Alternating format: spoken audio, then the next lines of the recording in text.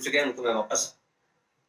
जी sir. हाँ, तो मैं बतला रहा था, आपका नेट चला गया था उस बीच में। हाँ, जो मेरे पास रिपोर्ट है, जो संसद में जितेंद्र सिंह ने कहा था कि वो केंद्र सरकार की बात है, और तमाम डिपार्ट, खाली एजुकेशन नहीं सर, तमाम डिपार्टमेंट की बात है, चाहे रेलवे की बात हो, चाहे और डिपार्टमेंट की बात हो। और ये बताया जा रहा है कि 3.75% लोगों के पास ही सरकारी नौकरी है, और बड़ी आबादी है जो उत्तर भारत की खास करके जो सरकारी नौकरी ही चाहते हैं। तो वैसी स्थिति में सरकार के पास नौकरियां कम है। अभी हरियाणा में निकला सर, चपरासी की वैकेंसी आई, और उसमें पीएचडी इंजीनियर बने हुए लड़के जो है वो करने गए, नौकरी के लिए एप्लीकेशन भरा, और कई बार ये देखने में आया है कि एप्लीकेशन भरने के बाद नौकरी, वो एग्जाम जो है किन्हीं और वजहों से, पेपर लीक की वजहों से कैंसिल हो जाते हैं। और पेपर लीक कहा जा रहा है कि एक बड़ी वजह यह है कि सरकार पेपर लीक के बहाने फिर साल 1.5 साल नौकरियां टाल जाती है, हाँ, और फिर नई वैकेंसी आती है, फिर। तो ये एक बड़ा खेल ये है कि सरकार खुद चाहती है कि पेपर लीक होता रहे, ऐसा आरोप है। उस पर सर क्या कहेंगे? नहीं, ये बात सही है, क्योंकि सरकार अगर चाहे तो पेपर लीक नहीं हो, ये सच है। अच्छा, मोदी है तो मुमकिन है, अन्यथा तो मैं ये मान के चलूंगा पेपर लीक जिस तरह से हो रहे हैं, इसका मतलब यह है कि मोदी के रहते हुए कोई चीज आप रोक नहीं सकते, और खासतौर पर करप्शन की चीज कोई नहीं रोक सकते। पेपर लीक का मतलब है करप्शन, और मास स्केल पर करप्शन। और तो और विद्यार्थियों से पैसे, जो कैंडिडेट्स हैं उनसे पैसे जमा करा लिए जाते हैं, पैसे वापस नहीं आते। परीक्षा 6 महीने बाद होगी, 1 साल बाद होगी। अब वो जो उसका जो इन्वेस्टमेंट हो चुका है, वो 6 महीने पढ़ चुका है या 1 साल पढ़ चुका है ट्यूशन लेके, उसका इन्वेस्टमेंट का पैसा तो उसे कभी वापस नहीं मिलेगा। इसका मतलब है कि वो फिर और 6 महीने पढ़े। दिक्कत यहां है कि सरकार विद्यार्थियों, हाँ, एक और चीज बताऊं मैं आपको, बहुत ही पैथेटिक है ये। अब शिक्षा मद में से अतिरिक्त कर हम लोगों से वसूल किया जाता है, सेज के नाम पर। एजुकेशन सेज के नाम पर जो वसूली है वो किस लिए है कि आप एजुकेशन और अच्छी देंगे, लेकिन हालत तो यह है कि एजुकेशन और अच्छी है नहीं, और जो परीक्षा है वो भी अच्छे से नहीं हो रही है। तो दोनों तरफ से मार है विद्यार्थी की। एक तो यह है कि वो, उसका बाप जो है, उसकी मां जो है, जो टैक्स पेयर है, वो शिक्षा के मद में अतिरिक्त कर दे रही है, और वह विद्यार्थी जो परीक्षा दे रहा है, उसको परीक्षा देने के बाद में उसके पास में रिजल्ट नहीं है। जो इंडियन एक्सप्रेस ने जो सर्वे किया था जो पिछले 5 साल का, उसमें उसने ये रेखांकित किया कि तकरीबन 1.5 करोड़ से अधिक नौजवान विभिन्न राज्यों में पेपर लीक की समस्या से सीधे प्रभावित हुए। और ये जो 1.5 करोड़ से अधिक नौजवान जो प्रभावित हुए, दिलचस्प बात बता रहा हूं कि लोकसभा में बिल बिना किसी डिबेट के पास हो गया। आश्चर्य है, नकल विरोधी विधेयक लोकसभा में रखा गया। अरे कुछ ना सही, विपक्ष के लोग ना सही, बीजेपी के लोग ही भाषण देते। जिस नकल से या पेपर लीक की समस्या से सबसे ज्यादा 1.5 करोड़ से अधिक नौजवान हाल ही के 5 वर्षों में प्रभावित हुए हो, उस पर लोकसभा में 1 मिनट चर्चा नहीं होती। इससे आप गंभीरता का अंदाजा लगाइए कि हमारा देश कितना गंभीर है, और हमारी संसद और हमारे सांसद कितने गंभीर हैं इन नौजवानों की समस्याओं के लिए। आपको किसी का स्टेटमेंट नहीं मिलेगा। बिल रखा गया, हाथ उठाया, पास हो गया। कमाल है। अरे समस्या पर डिस्कस करने में क्या परेशानी है? पता तो चले कि हमारे सांसदों को पता है। दिलचस्प बात बता रहा हूं आपको, हमारे सांसदों को मालूम नहीं है कि पेपर लीक जैसी कोई चीज है जिससे कि विद्यार्थी परेशान है। ये चीज सीखें लोग, समझें कि जो संसद में जो लोग गए हैं, और खासतौर पर सत्तारूढ़ दल में जो बैठे हैं, उनका काम है संसद चलाना। जब पेपर लीक के मसले पर विधेयक पेश किया गया तो कम से कम 2 घंटे 4 घंटे उस पर बहस होनी चाहिए थी, लोगों की शिक्षा के लिए, लोगों के अंदर एक गुस्सा उनका व्यक्त करने के लिए, लेकिन 1 मिनट बहस नहीं हुई। सर तो पढ़ाना नहीं चाहते हैं सर, देश को भक्त बनाना है, पढ़ाने की बात कर रहे हैं आप। वो उनको बेरोजगार बनाना है, झंडा पकड़ाना है, मुसलमानों से लड़ाना है, आप सारे नौकरी देने के लिए नहीं, दोनों तो सरकार के खिलाफ जाता है ना सर। अब एक और चीज बताऊं आपको, अब आप गुस्सा कर दिलाएंगे मुझे। वो लगातार कोशिश ये कर रहे हैं कि अब वो अगर ये जीत गए ना इस बार, मैं आपको बहुत साफ कह रहा हूं मैं, तो ये सरकारी जो विश्वविद्यालय है ना जितने भी, वहां टीचरों को तनख्वाहें नहीं मिलेंगी। ये गलतफहमी दिमाग से निकाल दें लोग। संघ का घंटा घड़ियाल बजाएंगे लोग और कुछ नहीं करेंगे, तनख्वाहें नहीं मिलेंगी। और परीक्षा तो भूल जाइए, क्योंकि गवर्नमेंट ने तय कर रखा है कि वो नौकरियां नहीं देगी, चाहे कुछ भी दे लेकिन नौकरी नहीं देगी तुम्हें।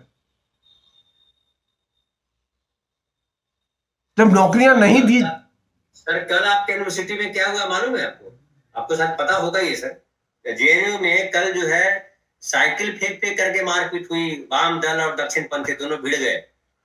उसका वीडियो बड़ा वायरल हुआ। नहीं, वो तो इसलिए है कि अब लोकसभा का चुनाव आ रहा है ना, तो 2014 में लोकसभा के चुनाव के बाद लगातार जेएनयू को सेंटर में रख के नरेंद्र मोदी ने अपनी खिचड़ी पकाई थी। और इस बार लोकसभा के चुनाव के पहले जेएनयू को केंद्र में फिर लाके खड़ा किया जाएगा, जिससे कि खिचड़ी पकाई जाए, वो जो टुकड़े टुकड़े गैंग के नाम पर। ये पूरे एक तरह से पूरे सिस्टमेटिक ढंग से काम कर रहे हैं कि कब किस समय कौन सी घटना होनी चाहिए। मारपीट की घटना भी वो तय करते हैं कि आज करना है बेटा, और ऐसा ना हो कि 5 दिन बाद करो तुम, तो बेटा आज ही करेंगे फिर, चाहे जो भी हो। ये तो चुनाव की तैयारी है, पृष्ठभूमि बनाई जा रही है, टुकड़े टुकड़े गैंग के खिलाफ कैसे कैंपेन किया जाए।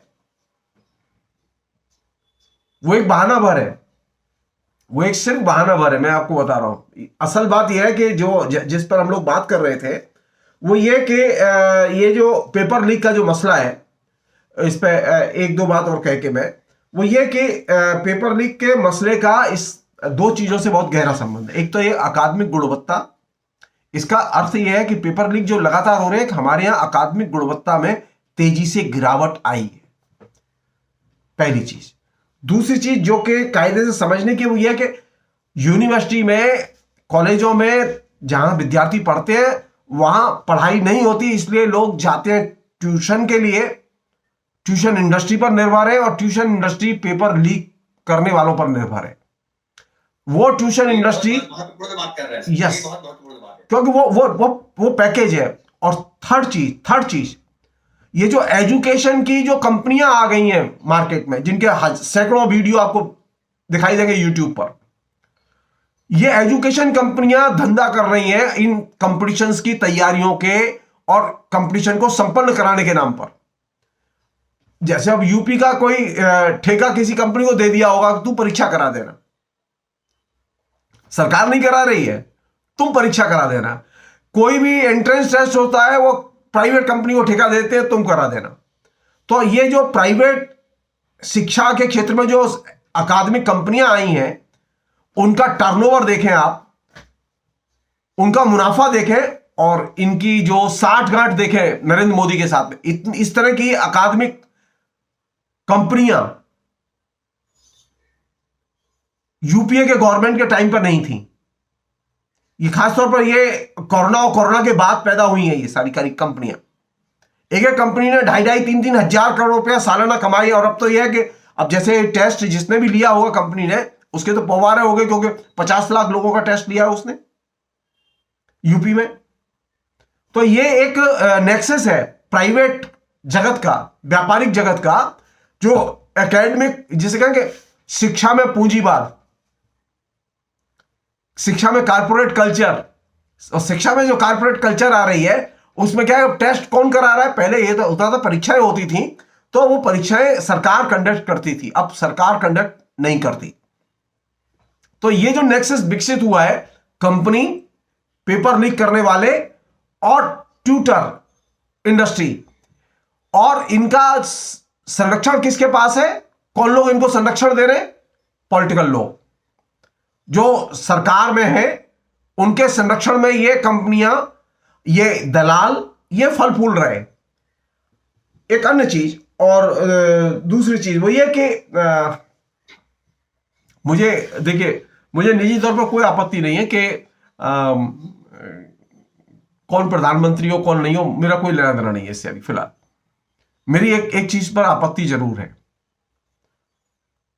सवाल यह है कि एक व्यक्ति जिसने कभी पढ़ाई नहीं की, जिसने कभी एक निबंध नहीं लिखा, वो व्यक्ति जब मन की बात के नाम पर विद्यार्थियों को जबरदस्ती क्लास लेगा, जिसका नाम प्रधानमंत्री है,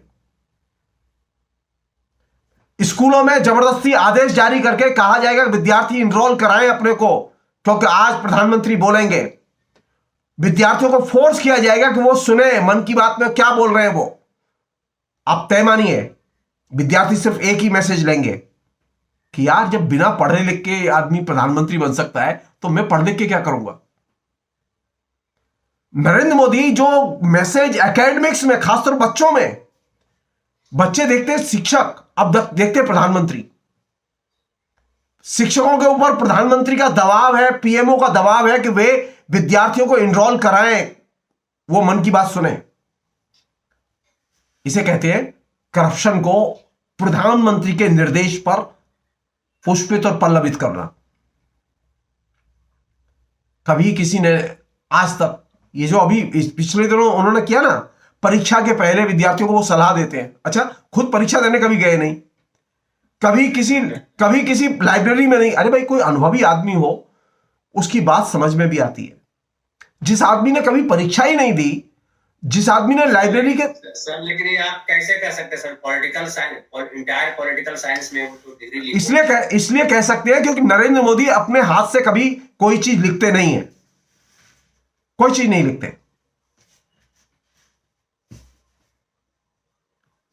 लेकिन अब लेख छपते हैं उनके, कॉलम छपते हैं अखबारों में उनके, तो आप मैसेज क्या दे रहे हैं?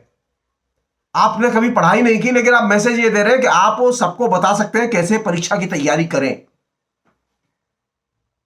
इसे कहते हैं एक तरह से मिस इंफॉर्मेशन और डिस इंफॉर्मेशन। मैंने कभी फिल्म में काम नहीं किया, मैं अभिनय करना नहीं जानता, और मैं अचानक आपको बताऊं कि अभिनय क्या चीज है और अभिनय कैसे करना चाहिए। अरे कमाल है, ये तो सरासर जाती होगी अभिनेताओं के साथ में कि जो बेचारे अभिनय करते हैं कि मैं उन्हें बताऊं कि तुम्हें अभिनय कैसे करना चाहिए। बच्चे जो पढ़ाई कर रहे हैं, तैयारी कर रहे हैं, उनके सामने एक आदर्श होता है। अब बच्चों के सामने एक ही आदर्श है, जिसने कभी पढ़ाई नहीं की वह आदर्श है। तो तय मानिए पेपर लीक होंगे, और जैसा कि आपने बिगिनिंग में कहा था, हमें कभी टेंशन नहीं होगी, क्योंकि हमें एक ऐसे ज्ञान पुरुष के दर्शन होते हैं उपदेश के लिए, जिसने कभी किताब की शक्ल नहीं देखी, पढ़ने नहीं गया। अगर वो पढ़ने गए होते और वो किताब की शक्ल देखी होती तो वे डिग्री के मसले पर लोगों के खिलाफ केस नहीं करते।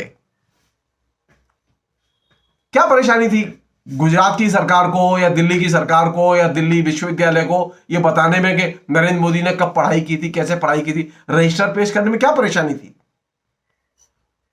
नहीं नहीं नहीं नहीं नहीं नहीं, ये तो इतना फेक कम्युनिकेशन नहीं हो सकता। एक और चीज बता रहा हूं मैं आपको, बहुत ही इंटरेस्टिंग चीज बता रहा हूं सर। एक और बात है सर, उनके समय जो पढ़ रहे थे सर, जो टीचर से पढ़ा रहे थे सर, अकाल मृत्यु के शिकार हो गए, इसलिए बेचारे वो सबूत भी नहीं दे सकते।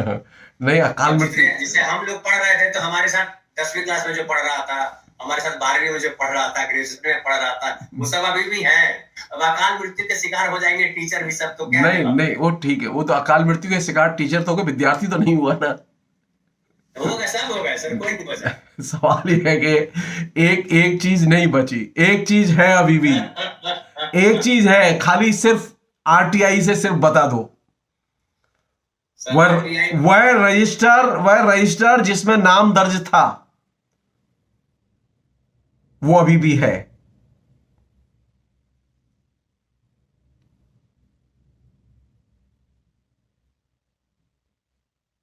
पूछिए, एक व्यक्ति जब सरकारी कर्मचारी बनता है तो आर्थिक तौर पर समाज के कितने लोग फंस जाते हैं, वो अलग इशू। उस बात में करें। हाँ जी सर, बोल रहे हैं। मैं कह रहा हूं कि कम से कम रजिस्टर तो मौजूद है ना, कि किस रजिस्टर में नाम दर्ज था, परीक्षा में कहां आपका परीक्षा फल दर्ज था, वो रजिस्टर मौजूद है, सारे देश में मौजूद है अभी भी। एक मिनिमम सी चीज है, रजिस्टर तो दिखा दो, रजिस्टर नहीं दिखाए, पहला प्रधानमंत्री जो रजिस्टर दिखाने के लिए तैयार नहीं है, और जो रजिस्टर मांगने जाता है उसे वो घेरना शुरू कर देता है। मैं क्यों कह रहा हूं इस बात को? जब आपके शिखर पर अकादमिक फेकनेस हावी हो, तो आप वो सामान्य नागरिक से ये कैसे उम्मीद कर सकते हैं कि वो एकेडमिक जो है ईमानदारी का पालन करेगा? नहीं, मेरी तो कोई सुनने को तैयार नहीं होता, क्योंकि सब लोग प्रधानमंत्री की सुन रहे हैं, तो मेरा तो कोई मूल्य नहीं है। और मेरा ही नहीं, किसी भी शिक्षक का, किसी भी वैज्ञानिक का कोई मूल्य नहीं है। आखिरी चीज मैं इसमें एक और बोलना चाहूंगा आपसे, वो ये कि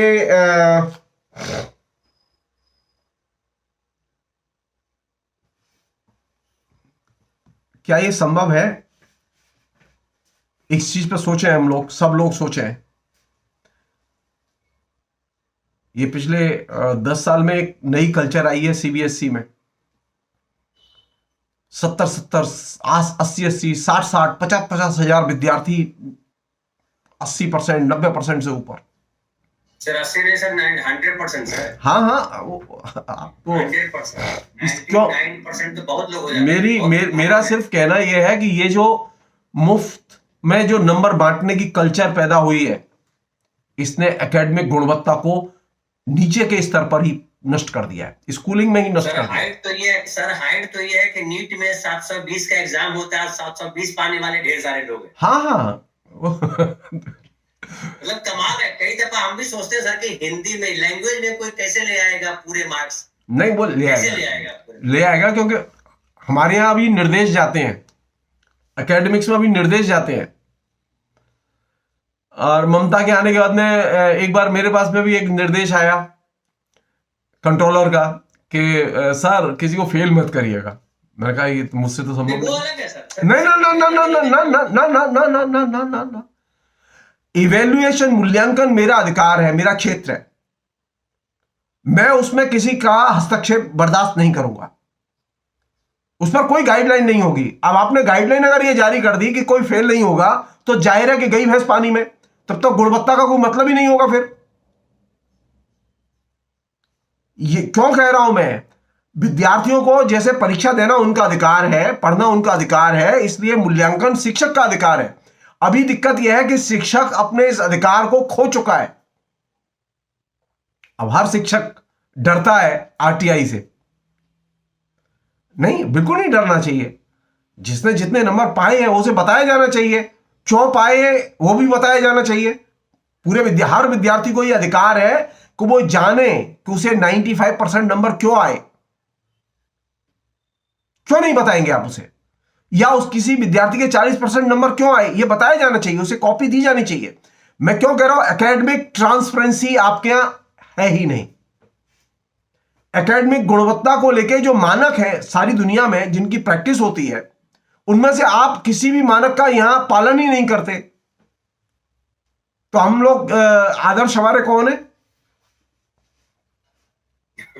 हमारे यहां आदर्श वे हैं, सर वहां चले जाते हैं आप, बार बार आप वहीं चले जाते हैं। हमारे एक दर्शक लिख रही हैं, जसलीन बेनीपाल, कि सर आजकल लोग बोलते भी हैं, होगा लोगों के दिमाग में और बच्चों के दिमाग में भी यही बात है, पढ़ लिख के क्या करना, अनपढ़ पीएम बना था। ये लिख रहे हैं। खैर वो उस पर कमेंट ना करें। और सवाल आपसे करना चाहता हूँ। हाँ, कुछ कंप्लीट कर दीजिए। जी जी जी, मैं ही करूँ कि ये जो एक सवाल ये, हाँ बताइए, आप सवाल करिए सर। एक सवाल सर ये है सर कि हमारे समाज में नौकरियों को लेकर के बहुत ज्यादा जो है ये है, क्रेज है, पागलपन है। मतलब हमको हर हाल में पढ़ाई का मतलब है नौकरी मिले, क्या करेंगे पढ़ के, जब नौकरी मिलती है तो पढ़ के क्या करेंगे, ये भाव है। और नौकरियों के प्रतिशत सीमित है। अब तो नौकरियां हर जगह, प्राइवेट कंपनियों में भी नौकरियां घट रही है लगातार, क्योंकि एआई आ गया है और टेक्नोलॉजी रोज बढ़ रही है। टेक्नोलॉजी चीजें सॉल्व कर रही है। पहले जो हाथ करते थे, लेबर करते थे, वो जो नया दौर की पिक्चर आई थी सर आपके जमाने में, जब जब जुल्फे तेरी, वो जो नया दौर वाली दिलीप कुमार की जो पिक्चर थी, बड़ा हिट गाना था उसका, वो वाली कहानी तो बहुत पुरानी पड़ गई सर। अभी तो नौकरियां लगातार घट रही है। उसके बाद नौकरियां जो है भी बची हुई, उसको सैलरी देने के लिए सरकार के पास पैसे नहीं है। कि अब सैलरी कहां से दे सरकार। इसलिए बात आपको याद होगा सर, बिहार में जब चुनाव हो रहा था 2020 में, और जब तेजस्वी ने कहा था कि हम नौकरियां देंगे, 10 लाख रोजगार देंगे, तो नीतीश कुमार ने कहा था कि सैलरी कहां से दोगे, अपने बाप के यहां से। याद है सर आपको? हाँ। तो सैलरी देने का पैसा नहीं है। तीसरी बात एक और सर जो मुझे समझ में आती है, जो सवाल के तौर पे आपके सामने रख रहा हूं, कि सर हमारे एजुकेशन सिस्टम में ऐसी पढ़ाई का मतलब ही हमको बताया गया है, पढ़ाई मतलब नौकरी। जिसको नौकरी नहीं मिली क्या पढ़ा, इसको एक नौकरी, क्लर्क की नौकरी नहीं मिली, ये भाव है। पढ़ा तो नौकरी मिलनी चाहिए, नौकरी नहीं मिली मतलब आप अनपढ़ हो, ये जो भाव है, ये जो एजुकेशन सिस्टम हमारा है, या जो समाज में इस तरह का भाव है, उससे मुक्ति कैसे मिलेगी सर? सबसे बड़ी बात वहां है सर। उसका जिसे मैं एक और सर आपको एक विस्तार दे देता हूँ। कई सारे बच्चे MBA करते हैं, और रूरल डेवलपमेंट में हमारी भतीजी ने किया था सर, यहाँ से आनंद से। तो वहां हमने कहा कि तुम लोग जो नौकरियां करती हो, ये बड़े बड़े जब पदों पे नौकरी करने जाती हो या इस तरह की पढ़ाई करती हो, तो इस तरह की पढ़ाई में बताया जाता है क्या कि आप कैसे नौकरियां दें लोगों को, कि आप ऐसा कोई काम शुरू कीजिए जिसमें 150 लोगों को नौकरी मिले। तो आप तो जितने MBA कराते हो, IAS बनाते हो, जो सबसे टैलेंटेड इस देश का विद्यार्थी माना जाता है, वो IAS बनता है, वो नौकरी देता नहीं है, वो खुद नौकरी करने के लिए परेशान रहता है, मुझे कैसे नौकरी मिल जाए। जो IPS है वही करता है। तो ये जो सबसे टैलेंटेड लोग भी पढ़ते इसलिए हैं कि उनको नौकरी मिल जाए, और नौकरी मिल करके वो जीवन भर आराम करें, नौकरी देने वाला काम कोई नहीं करता है। ये कहाँ दिक्कत है सर? एजुकेशन सिस्टम में दिक्कत है या हमारे समाज की प्रॉब्लम? नहीं, ये एजुकेशन के पूरे पर्सपेक्टिव में दिक्कत है। पहली दिक्कत यह है कि हम एजुकेशन का मतलब ये नहीं है कि नौकरी देना। अभी आइडिया ये बन गया है सबके दिमाग में पिछले कई दशक से कि हम पढ़े इसलिए रहे हैं कि हमें नौकरी करनी है। करेक्ट। नहीं, मैं तो अपने विद्यार्थियों को पढ़ाता रहा हूं, यही बात जो आपसे शेयर कर रहा हूं, मैं कोई नई बात नहीं कह रहा हूं। हमारे दर्शक सर एक लिख रहे हैं, लहेरू हितेश, कि इतना पढ़ने के बाद भी वो ऑटो चला रहा है। हाँ, वो उसी का रिप्रेजेंटेशन जी। असल बात यह है कि हम पढ़ते इसलिए हैं कि हमें शिक्षा में समानता अर्जित करनी है। ये आइडिया जब तक दिमाग में नहीं बैठे, यानी मैं बहुत पढ़ा लिखा हूं और आप मेरे विद्यार्थी हैं, तो आपके साथ में मेरा रिश्ता क्या होना चाहिए? समानतावादी रिश्ता होना चाहिए। आपकी कोशिश ये होनी चाहिए कि मैं उतनी चीजें जानूं जितनी जगदीश्वर जी जानते हैं। जब तक ज्ञान में समानता की दृष्टि का समावेश नहीं करेंगे, आप कभी भी आत्मनिर्भर समाज नहीं बन सकते। हमने किया यह है कि हमने उसे एक तरह से प्रयोजन मूलक बना दिया है। हमने ज्ञान के स्तर पर, हमें समानता नहीं चाहिए, हमें क्या चाहिए? नौकरी चाहिए। ऐसे के स्तर? यस। तो अब जाहिर है मुसीबत होगी। फिर एक अन्य चीज जो कि बहुत ही सीरियस चीज है, वो ये कि शिक्षा में कम से कम एक, जैसे कहें, भूख पैदा करने की आदत होनी चाहिए एक शिक्षक में, कि जो विद्यार्थी पढ़े वो फिर उसके बाद में उसे लगे कि पढ़ना जीवन का बहुत महत्वपूर्ण हिस्सा है, उसके अंदर पढ़ने की भूख पैदा करे। हमारे यहां तो ज्यादातर शिक्षक वे हैं जिनकी क्लास करने के अंदर भूख खत्म हो जाती है। तो जब आपकी भूख ही मर जाएगी ज्ञान की, तो आप पैरों पे खड़े कैसे होंगे? फिर तो आप यही करेंगे कि ना किसी तरह से धनंजय जी नौकरी दिला दीजिए, किसी को फोन कर दीजिए। मेरा कहना यह है कि अगर आपने जिस विषय के बारे में भी पढ़ा है, आपको एक बेहतर समझ आपके पास होनी चाहिए। ऐसी समझ होनी चाहिए जो कि आप अंतर्राष्ट्रीय स्तर पर जिसके बारे में आप क्लेम कर सकें कि हमारे यहाँ विद्यार्थी ऐसे ही हैं जो कि फ्रांस में और ब्रिटेन में तैयार होते हैं। दिक्कत यहां हो गई है कि हमारे यहां का जो विद्यार्थी है उसके अंदर हमने वो कल्चर ही कल्टीवेट नहीं किया जिसे हम लोग कहते हैं पढ़ने की आदत। तो आपने पढ़ने की आदत तो पैदा नहीं की है, आपने तो नौकरी पाने की आदत पैदा की है। तो जाहिर है कि वो नौकरी पाने के लिए ही वो आता है, पढ़ने के लिए नहीं आता। पढ़ने के लिए नहीं। हमने देखा सर, हमने सर सोसाइटी में देखा है कि नौकरी मिलने के बाद जो सबसे पहला काम करता है वो आदमी किताबें फेंक देता है। हाँ, मतलब नौकरी मिल गई मतलब जीवन का जंग पूरा हो गया, अब जो है खत्म। एक और चीज, अब घर खरीदो। एक और चीज आपसे कह रहा हूं मैं, बहुत छोटी सी। वो ये कि ये जो शिक्षित वर्ग है ना, सो कॉल्ड, उस शिक्षित वर्ग की स्थिति जो ये है कि उसको किसी भी किस्म की आपको किताब की पढ़ने की आदत को लेकर कोई बेचैनी नहीं मिलेगी। इसलिए आप देखेंगे कि लाइब्रेरी में कभी वो जाता नहीं है, लाइब्रेरियां बनी नहीं है, उसने कभी सोचा ही नहीं जूते की दुकान खुल सकती है। मैं रहता हूं इस शहर में, मथुरा में। अभी यहां कोई किताब की दुकान नहीं है जहां आप जाके आराम से प्रेमचंद की किताब खरीद सके, अमृतलाल नागर की किताब खरीद सके। हिंदुस्तान के हर शहर की तकरीबन यही दशा है। सर बॉम्बे की भी हालत है सर, कुछ किताब की दुकानें हैं जो बहुत दूर हाँ, हर जगह, हर जगह आम दुकान की नहीं है। यस, पान की दुकान और फलाने की यस दुकान यस यस, की साहित्य की या किताबों की दुकानें जब तक वोकेबल रूट पर नहीं होंगी। मैं एक छोटा सा उदाहरण दे रहा हूं आपको, जिससे कि एक बार मुझे आईटीसी वालों ने एक वर्कशॉप पे बुलाया था, तो उन्होंने कहा कि वो सिगरेट लॉन्च करने के पहले थी वर्कशॉप। तो मैंने कहा कि मेरा एक सुझाव मानेंगे आप, मैं आया हूं तो मैं तो कुछ अपना साहित्य का तो करके जाऊंगा। बोले हाँ। तो मैंने कहा कि मेरा एक सुझाव ये है कि वो जो 500 नंबर सिगरेट थी ना, तो वो महंगी सिगरेट थी तो मैंने कहा मेरा सुझाव ये है कि कोई भी व्यक्ति जो ये जो सिगरेट खरीदे 500 नंबर की, इसके साथ में सत्यजीत राय की किताब, दो किताब उसे फ्री दी जाए।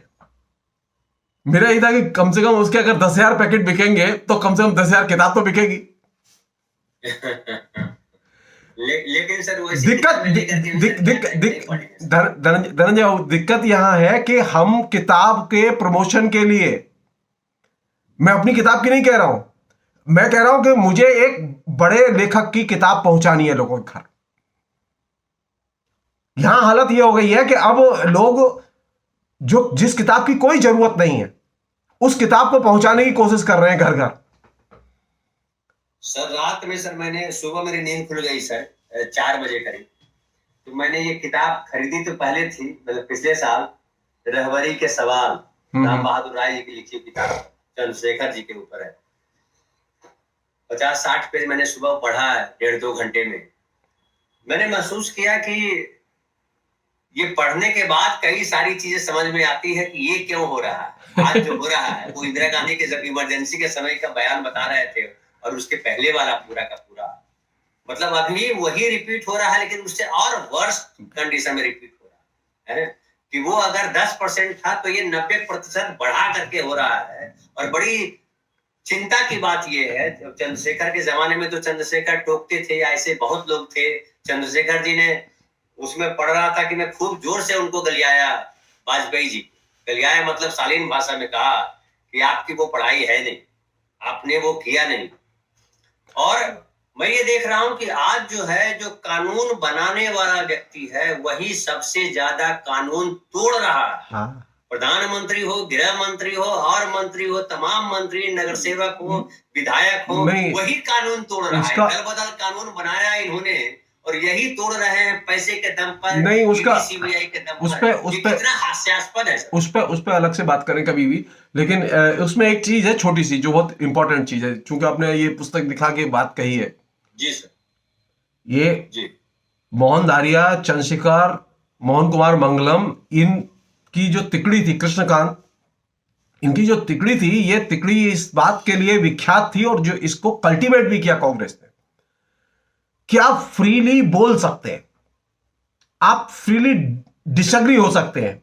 ये जो उन्होंने सोशलिस्ट ब्लॉक बनाया था कांग्रेस के अंदर, वही सोशलिस्ट ब्लॉक जिससे कि इंदिरा गांधी सोच रही थी कि वो उनके समाजवाद लाओ, गरीबी हटाओ के लिए वो काम करेगा, वही सोशलिस्ट ब्लॉक इंदिरा गांधी के लिए हेडेक बन गया। मैं जो चीज आपसे कह रहा हूं वो ये कि अगर आप फ्रीडम ऑफ एक्सप्रेशन को स्पेस नहीं देंगे, तब तक आपकी कोई भी जो है डेमोक्रेसी बचेगी नहीं। नरेंद्र मोदी इस बात को समझ गए हैं, तो वो कर क्या रहे हैं कि फ्रीडम ऑफ एक्सप्रेशन को कर्टेल करो। जाहिर है फ्रीडम ऑफ एक्सप्रेशन को अगर कर्टेल किया जाएगा तो उसका परिणाम क्या निकलेगा? उसका परिणाम तो फासिज्म ही निकलेगा।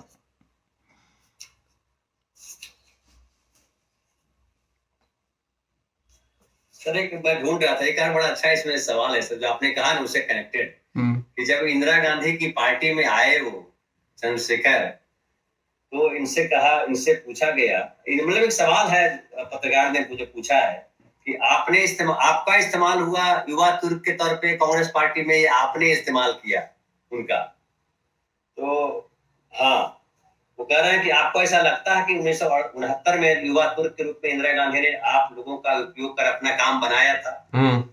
तो ये कह रहे हैं कि 1969 की पिछली घटनाओं को देखते हुए आज कोई कहे तो यह बात सही हो सकती है, लेकिन 1969 में हम लोग समझते थे कि जो कांग्रेस का पुराना नेतृत्व है वह कोई परिवर्तन नहीं लाना चाहता, वो यथास्थिति को बनाए रखना चाहता है। सामाजिक परिवर्तन के किसी भी कार्यक्रम को स्वीकार करने के लिए उस समय का नेतृत्व तैयार नहीं था।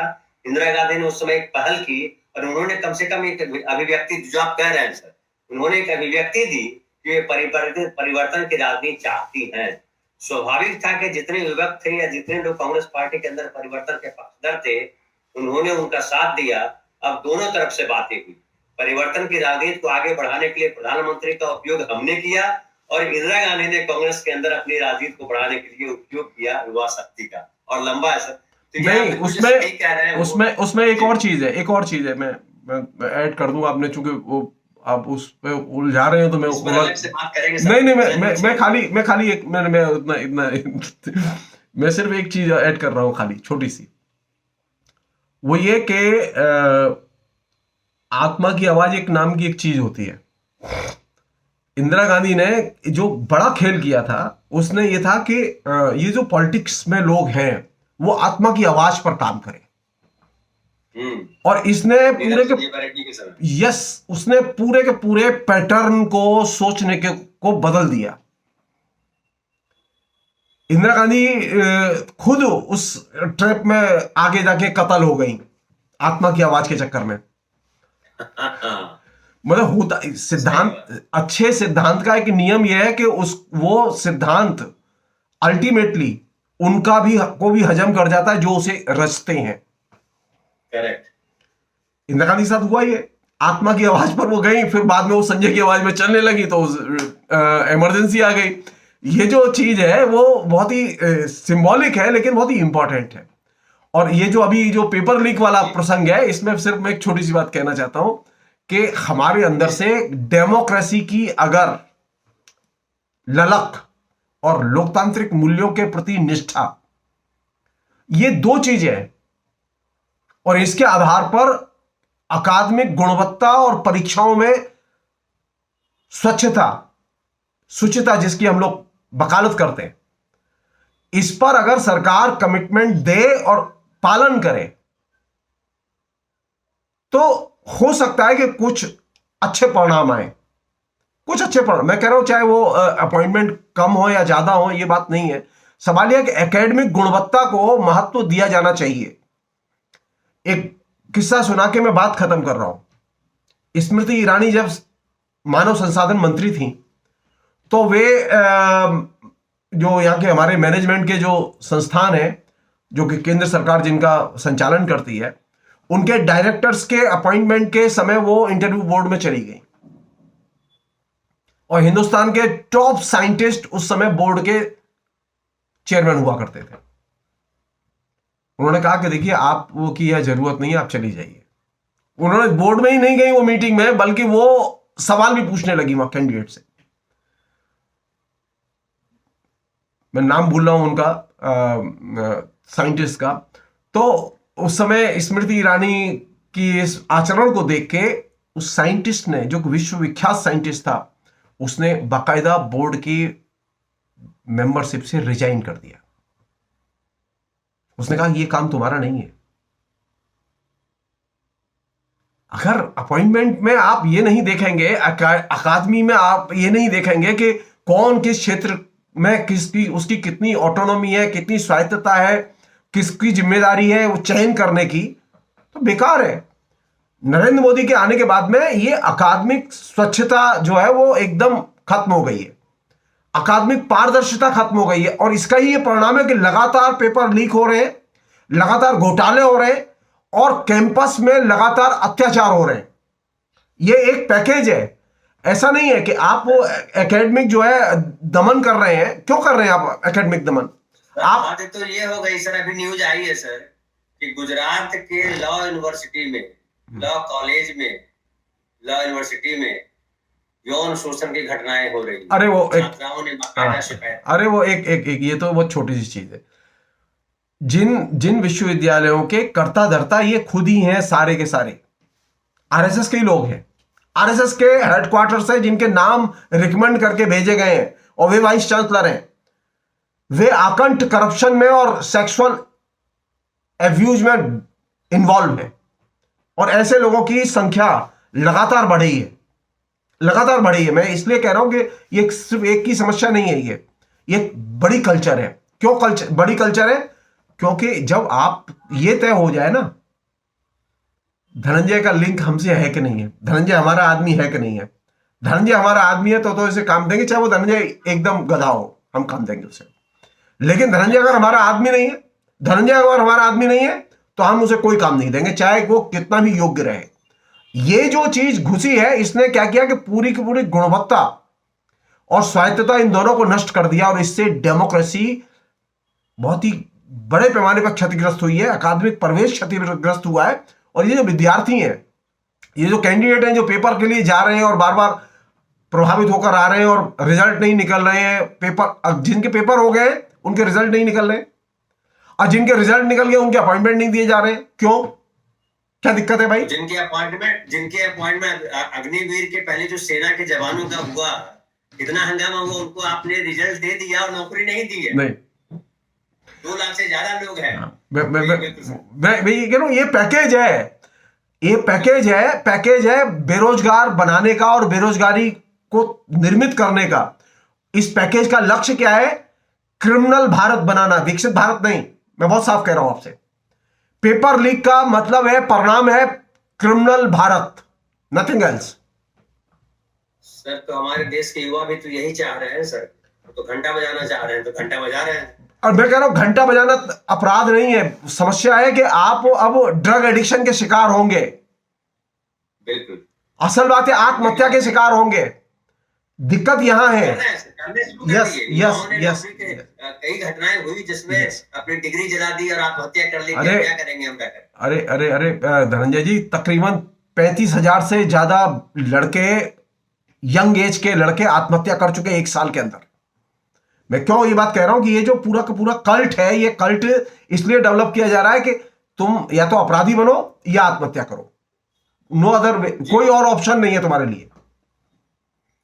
हमारे एक दर्शक हैं सर, लिख रहे हैं, अभी लिखा है उन्होंने, रंग राव गायकवाड़ लिख रहे हैं, मैंने ऑटो रिक्शा खरीद कर उसे ठेला बनाया, उसमें फल बेचता हूँ, लेकिन रोड साइड खड़ा करने का 1 लाख रिश्वत मांगता है। सही कह रहे हैं आप, बिल्कुल मांगता हूँ।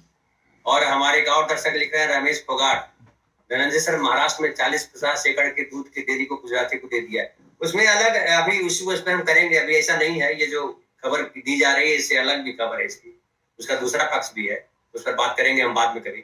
तो सर आप आए सर, बहुत बहुत धन्यवाद सर। लेकिन एक आपसे सर, आप कल परसों जब आप समय दें सर, वो जो डेमोक्रेटिक पब्लिक के बारे में, नागरिकों के बारे में आपने बात की थी ना, उस पर एक करना है कि डेमोक्रेटिक नागरिक हमारे देश में नहीं है, इसलिए हमारे देश की डेमोक्रेसी का ये हाल है।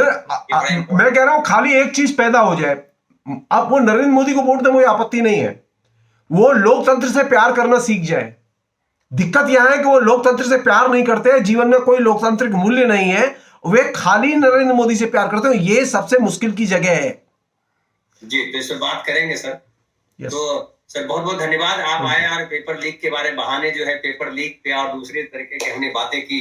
आपके साथ जब रहते हैं तो समय कब गुजर जाता है पता नहीं चलता है। 1 घंटा 5 मिनट होने को आ गया, हमें लगा था कि आपने कहा था आधा घंटा, हमने कहा था हाँ आधा घंटा करेंगे। बहुत बहुत धन्यवाद सर, आप आए। और आप, हमारे दर्शक बड़ा खुश होते हैं जब आप आते हैं, तो लिखते भी हैं वो। तो लेकिन सर क्या है, दिल्ली से भी मथुरा आ गए, तो मथुरा में ये दिक्कत है, वो दिक्कत है, तमाम चलता रहता है। तो बहुत बहुत धन्यवाद सर। Thank you. और हमारे साथ जो दर्शक जुड़े हुए आप लोगों का बहुत बहुत धन्यवाद। हालांकि कम दर्शक रहे, ऐसी चीजों में जाहिर है दिलचस्पी कम रहती है लोगों की। 80 के आसपास आए, फिर 72 हो गए, तो लेकिन